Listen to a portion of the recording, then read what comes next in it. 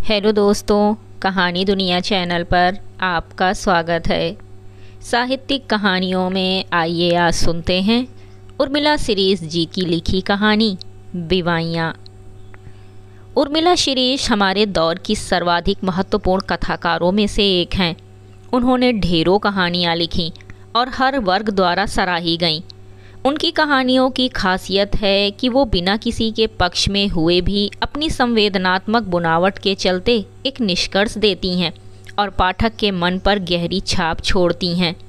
उनकी कहानियाँ जीवन की समग्रता को समेटे अपने कहानीपन के साथ पठनीयता और सहजता जैसे अद्भुत गुणों की बानगी प्रस्तुत करती हैं। वो हमारे समाज में व्याप्त प्रेम और घृणा, संघर्ष और जिजीविषा, राग और द्वेष के बीच बहते जीवन को अपनी मनोवैज्ञानिक दृष्टि से समझ कथानकों में पाठकों के सामने ऐसे सहज ढंग से रख देती हैं कि वो चकित हुए बिना नहीं रहता। तो आइए सुनते हैं आज की कहानी। दुकान पर पाँव रखने की जगह नहीं थी। शहर का पुराना बाजार, छोटी सकरी सड़कें क्या गलियां कह सकते हैं। 10 कदम आगे बढ़े कि एक नई सकरी सड़क शुरू हो जाती। पुरानी ऊंची कई मंजिला इमारतें, पुराने ज़माने की छोटी बड़ी दुकानें इन्हीं इमारतों के नीचे जमी हैं। इनकी दरों दीवारें बताती हैं कि पीढ़ियों से यहाँ के लोग पुश्तैनी धंधा कर रहे हैं। स्कूटर, मोटरसाइकिल, ऑटो और कारों का बेरोक टोक आना जाना। मस्ती और बेपरवाही का आलम ये कि लोग सड़क के बीचों बीच खड़े जूस पी रहे हैं या गर्मा गर्म कचौड़ियाँ खा रहे हैं या ठेले से फल सब्जी खरीद रहे हैं। ऐसी ही बेपरवाह भीड़ को चीरते हुए वो सर्राफे की उसी दुकान पर जा पहुंची। लेकिन दुकान के भीतर बाहर का दृश्य देखकर चौंक पड़ी। कहीं दूसरी दुकान में तो नहीं आ गई। उसने निगाहें उठाकर बोर्ड पर लिखी इबारत पढ़ी। वही दुकान थी। बाहर जूतों और चप्पलों का ढेर लगा था। इस दुकान में जूते उतारकर ज़मीन पर बैठना पड़ता है। जाजम पर धूल मिट्टी, पाँवों के निशान लग जाते। फिर भी वो जाजम दूसरे दिन ही बदली जाती। ये दूसरा मौका था जब वो अपने जेवरात गिरवी रखने आई थी। यद्यपि सर्राफा बाज़ार में दूसरी दुकानें भी थीं, पर ये उसे एक विश्वसनीय परिचित के माध्यम से मिली थी। दूसरा यहाँ बैठने वाला सेठ तथा उसके दोनों बेटे सज्जनता से बात करते थे। सेठ, जो दुबला पतला होकर भी एकदम स्वस्थ और सचेत दिखता था, उसके चेहरे पर झुंझलाहट, हंसी, आत्मीयता या विनम्रता जैसे भाव दिखाई नहीं देते थे। हाँ, उसके बेटे अलबत्ता हल्की सी मुस्कुराहट के साथ सिर हिलाकर नमस्ते कर लिया करते थे। देने वाला देने के भाव से ही अपना अव्यक्त प्रभाव सामने वाले पर डाल देता है, भले ही बदले में वो कोई वस्तु क्यों न ले रहा हो। यहाँ आते जाते वक्त उसको अव्यक्त तनाव जकड़ लेता था। उसके भीतर पहचाने जाने की शर्म थी। दुकान के करीब पहुँचते ही वो चारों तरफ देख लिया करती थी कि कहीं कोई परिचित तो नहीं देख रहा है, क्योंकि बाहर बोर्ड पर लिखा था, यहाँ जेवर गिरवी रखे जाते हैं। वो जानती है कि इस दुकान पर आदमी तभी आता है जब उसके सामने कोई दूसरा विकल्प न रह जाता हो। वो परिचितों के बीच बड़े आदमी की बनी बनाई साख को ध्वस्त नहीं करना चाहती थी। ना जाने कितने तूफान गुजर गए, पर कभी उसने अपनी आप बीती जगत के सामने नहीं सुनाई। इस वक्त यही अंतिम रास्ता और विकल्प बचा था। इसी अंतिम विकल्प पर चलते हुए वो यहाँ खड़ी थी। उसने साड़ी का पल्लू ढीला किया, पसीना पोंछा। तेज़ धूप, उमस और गर्मी के कारण उसका जी मिचला उठा था। दुकान के भीतर अपने लिए जगह तलाशती वो एक कोने में खड़ी हो गई। सामने जो लोग थे वो किसी दूसरे देश के लग रहे थे। आसमान की सारी तपिश उनके चेहरों पर उतर आई थी। आँखों में ठहरा गहरा अवसाद, चिंता और असमर्थता उन्हें जड़वत बनाए हुए थी। वे सब खामोश थे।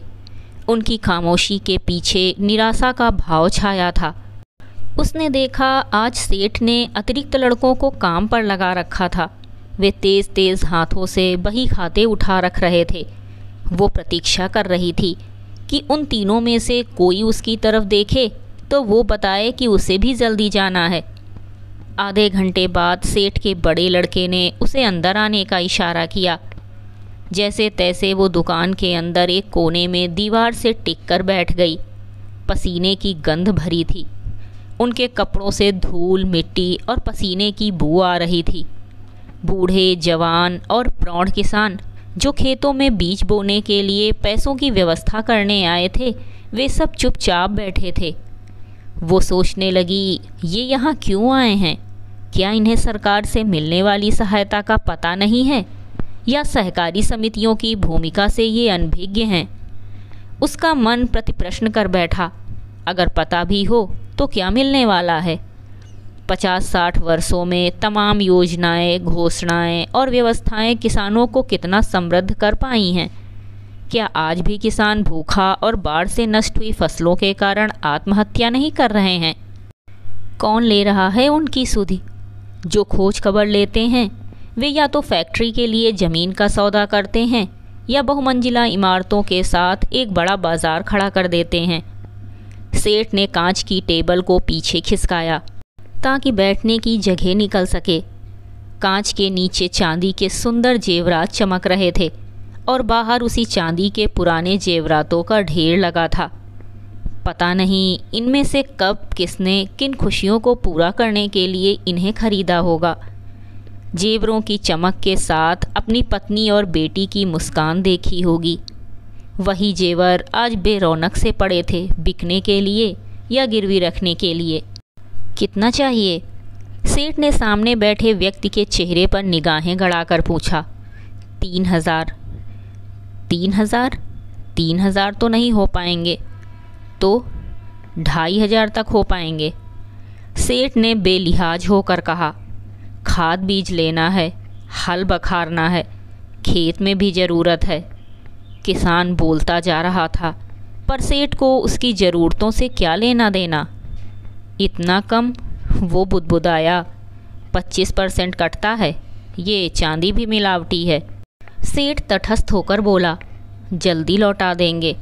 वो लगभग गिड़गिड़ा कर बोला, गिरवी रखने वाला हर आदमी यही कहता है। सेठ उसके दयनीय होते चेहरे को बिना देखे बोला, पर साल सूखा पड़ गया था, बैंक वालों को भी देना था। वो हताश होकर बोला। उसकी आवाज़ ठीक वैसे ही डूबती जा रही थी जैसे गहरे कुएं में भारी बर्तन डूबता जाता है। उभरी नसों से भरे हाथों को यूं फैलाकर वो बातें कर रहा था जैसे सेठ को विश्वास दिलाना चाह रहा था। शायद उसके नस भरे हाथ देखकर सेठ का मन पिघल जाएगा। बगल में बैठी उसकी पत्नी सूनी सूनी आंखों से सेठ की तरफ देखे जा रही थी। उसके जीवन भर के स्त्री धन का मूल्य मात्र 3,000 रुपये भी नहीं था। याचक का भाव उसके पति की आंखों में उतर आया था। बोलो, क्या करना है? हमारे पास इतना टाइम नहीं है। देख रहे हो ना, लोग कब से बैठे हैं। सेठ ने उसकी रकम नीचे रखते हुए कहा। किसान सोच में डूब गया। चिंता की रेखाएं उसके माथे पर फैलती जा रही थीं। वो सेठ की दया पर था। क्या पता वो देने से मना ही ना कर दे। फिर क्या होगा? फिर क्या होगा खेत का, उसके बच्चों का, उसकी पत्नी का? भविष्य की कल्पना करके वो सिहर उठा। पिछले सालों में उसके बैल, भैंस, गाड़ी सब कुछ बिक चुका है और अब इस बार बची खुची रकम को बेचने की नौबत आ गई थी। यदि गिरवी रखते हैं तो ब्याज क्या लगेगा? हिम्मत करके पूछा उसने। अरे भाई, वही 2.5% महीने का। यहाँ सभी के लिए एक जैसा नियम है। सेठ झुंझला उठा। रेट बढ़ गए हैं सेठ जी। कहते कहते उसकी आवाज़ दब गई। इससे अच्छा तो बेच ही दो, ब्याज बट्टा में सब चला जाएगा। साथ ही किसान ने उसे समझाया। उसने पत्नी की तरफ देखा, उसकी सहमति के लिए। वो खामोश निगाहों से रकम को देखे जा रही थी, जैसे उसकी अंतिम आशा और ताकत वही जेवर हों। और क्या कुछ लाए हो? सेठ ने उसकी पोटली पर निगाहें गड़ाते हुए पूछा। ये हैं। उसने टूटी फूटी चीज़ों को सामने रखते हुए कहा। ये तो गिलट की हैं। सेठ ने चीज़ों को घिस कर परखने के बाद कहा, गिलट की है? अब किसान की रही सही आशा भी छीड़ होने लगी। जैसे पानी में डूबते व्यक्ति को भंवर घेर लेती है, उसी तरह वो स्वयं को डूबता हुआ महसूस कर रहा था। पूरे 3,000 दे दो सेठ जी, हमारा काम बन जाएगा, फसल पर चुकता कर देंगे। हम तो तुम्हारे पुराने ग्राहक हैं, हमारे माँ बाप भी तुम्हारी दुकान पर आते थे, पैसा लेकर कहाँ जाएंगे। वो एक एक शब्द को चबा चबा कर बोल रहा था। सेठ चुप रहा। उसके यहाँ इस तरह की भावुकता भरी बातों की कोई जगह ना थी, और ऐसी बातों से प्रभावित होकर उसे अपना धंधा चौपट थोड़ी न करना था। किसान ने डबडबाई आंखों से पत्नी की तरफ देखा। औरत ने पाँवों में पड़े लच्छों को टटोला। अच्छे मोटे मोटे थे, सुंदर थे, अब भी चांदी की चमक बरकरार थी। भाई ने दिलवाए थे। पूरे गांव की महिलाओं ने इन लच्छों की प्रशंसा की थी। तभी से वो ऊंची साड़ी पहनती थी ताकि लच्छों की सुंदरता और चमक दिखाई दे। उसके पाँवों की सुंदरता बढ़ाने वाले लच्छे, उसकी चाल में इठला कर लाने वाले लच्छे, उसको अभिमानी बनाने वाले लच्छे, भविष्य के लिए उसके परिवार को जिंदा रखने के लिए किसी बड़े बुजुर्ग की तरह सहारा बनने जा रहे थे। उसने चुपचाप भारी मन से लच्छे निकाले और आगे बढ़ा दिए। उधर सेठ लच्छों को परख रहा था, घिस रहा था, और इधर दोनों धड़कते दिल से सेठ के जवाब की प्रतीक्षा कर रहे थे। अब भी कम पड़ रहे हैं, पर दे देते हैं, सेठ ने ठंडी आवाज़ में कहा। एहसान जताना वो नहीं भूला। पति पत्नी के मुंह से एक साथ धन्यवाद का भाव जताते हुए शब्द निकले, हे राम। उसने देखा अब जल्द जल्द बही खाते के पन्ने पलटे जाने लगे, हिसाब किताब लिखा जाने लगा, लकीरें खींची जाने लगीं। नाम, पता, रकम की संख्या, कीमत, रसीद, नंबर, सब कुछ, यानी उसके अतीत, वर्तमान और भविष्य उन बही खातों में कैद हो गए थे। बही खातों के पन्ने कम बचे थे। जैसे तैसे खेत सूखते जाएंगे, फसलें नष्ट होती जाएंगी, किसानों के हाथ खाली होते जाएंगे, वैसे वैसे इन बही खातों के पन्ने भरते जाएंगे। उन सब की तरह वो भी अपनी बारी की प्रतीक्षा कर रही थी, कब सेठ या उसके बेटे उसको बुलाएं और वो अपना सामान निकाले। बैंक की किस्त भरने के लिए आज उसका अंतिम दिन था, अन्यथा दोनों बैंक बाउंसिंग चार्ज लगा देंगे और कंपनी वाले अपनी पेनाल्टी ले लेंगे। इस सब के बावजूद अगला लोन मिलने में दिक्कत आएगी सो अलग। हर पल उसका तनाव बढ़ता जा रहा था। थोड़ा टाइम लगेगा। इस बार सेठ के बेटे ने नज़र उठाकर देखते हुए कहा, आप चाहें तो मार्केट हो आएं। इसका मतलब उसे और इंतज़ार करना था, लेकिन वो वहीं बैठी रही। उसके पाँव वहीं जम गए थे। भीड़ धीरे धीरे खिसकते हुए उसके करीब होती जा रही थी। वो किसान पैसे लेकर खड़ा हुआ तो उसने तपाक से अपनी जगह बना ली। उसने 3,000 रुपये बड़े जतन से कपड़े में लपेटकर जेब में रखे, फिर बचा हुआ सामान दूसरी जेब में डाला। चल उठ, उसने पत्नी से कहा, जो अब और अधिक उदास और सुस्त हो गई थी।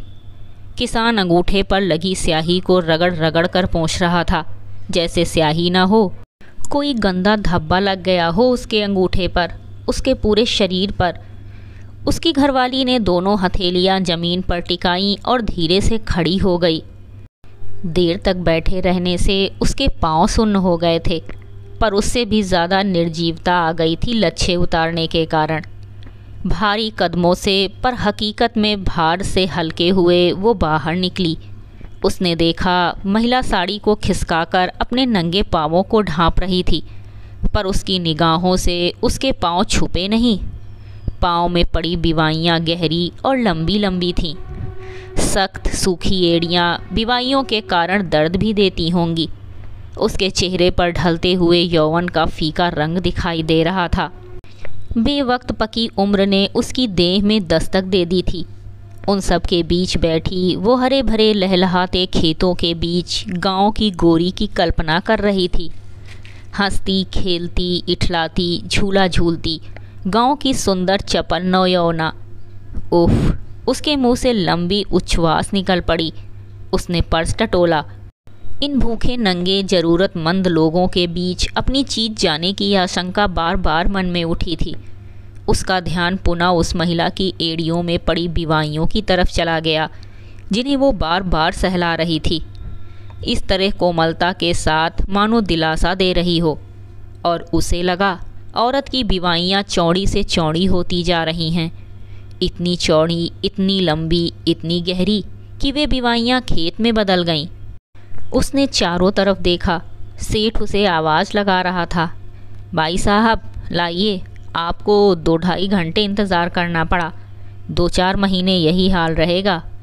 उसने मुंह बनाते हुए कहा, एक तो ये लोग गहने भी ऐसे लाते हैं जिन्हें जांचने परखने में टाइम लग जाता है, फिर घंटों सोचने विचारने में लगा देते हैं। सेठ अपनी परेशानी बताते हुए लकीरों पर लकीरें खींचता जा रहा था। यकायक ही आज उसे सेठ गंभीर सहज स्वभाव वाला न लगकर लुटेरा, डाकू, कमीना, धूर्त और न जाने क्या क्या लग रहा था। महाजनों का चतुर, सोफिस्टिकेटेड वंशज। उसे लगा सेठ उसके और दूसरे लोगों के एक एक जेवर को यूं ही रखता जाएगा और एक दिन सेठ की तिजोरियों से भरा ये कमरा ऊपर तक भर जाएगा, ब्याज पर ब्याज लगाकर मूल ही वसूलता रहेगा। उसने आसपास बैठे किसानों को गौर से देखा जो अपनी अपनी पोटलियों को कसकर हाथों में दबाए अपनी बारी की प्रतीक्षा कर रहे थे, और सेठ बही खातों के पीछे बैठा चेहरा झुकाए पैनी निगाहों से गहनों को जांचता परखता निश्चिंत सा दिखाई दे रहा था। दूसरे दिन की सुबह प्रातः 6 बजे उठकर वो नियमित रूप से पेपर पढ़ती है। बरामदे में बैठना उसे अच्छा लगता है। चिड़ियों का कलरव कभी कभार सुनाई दे जाता है, पर आज उसका सिर भारी था, आंखों में भी दर्द था। फिर भी अखबार पढ़ने से वो स्वयं को रोक न सकी। अखबार का प्रथम पृष्ठ पलटा ही था कि बड़े बड़े अक्षरों में छपा था, किसानों द्वारा सामूहिक आत्महत्या। उसके दिमाग में सनसनाहट फैल गई। खबर पढ़ते हुए उसकी निगाहें किसानों की तस्वीर पर टिक गईं। कतार में पड़ी लाशें, ये क्या? उसने उलट पुलट कर बार बार उन चेहरों को देखा। आश्चर्य ये कि उन सब के चेहरों में उसे कल सर्राफे में मिले किसानों का चेहरा दिखाई दे रहा था, लेकिन ये तो दूसरे प्रदेश की घटना थी। इसके बावजूद कि उन सब से उनका चेहरा इतना अधिक कैसे मिल रहा था? मृत्यु, दुख, संताप और विभीषिका देश, काल और स्थान की सीमाओं को तोड़ देती है। मृत्यु का चेहरा एक जैसा ही होता है, दुख एक ही तरह से रुलाता है, आंसू यूं ही बहते हैं। उसे लगा कल जिन बीवाइयों से उसने हल्का हल्का खून रिश्ता देखा था, दर्द की चिंचिनाहट महसूस की थी, उनसे अब रक्त की धारा फूट रही है, और उस रक्त के समुंदर में सेठ और नेताओं के हजारों हजार खून से रंगे हाथ उनकी गर्दनों की तरफ बढ़ते जा रहे हैं। उसे लगा पूरा ब्रह्मांड घूम रहा है, धरती घूम रही है, घर घूम रहा है, वो घूम रही है। चारों तरफ अंधेरा बढ़ता जा रहा है, काला और सघन। माँ, क्या बात है? क्यों बड़बड़ा रही हो? सामने खड़ी बिटिया उसके कंधे झकझोर रही थी और वो विस्फारित नेत्रों से उसे देखे जा रही थी। यह थी उर्मिला शिरीष जी द्वारा लिखी कहानी बीवाइयाँ। कहानी सुनने के लिए धन्यवाद।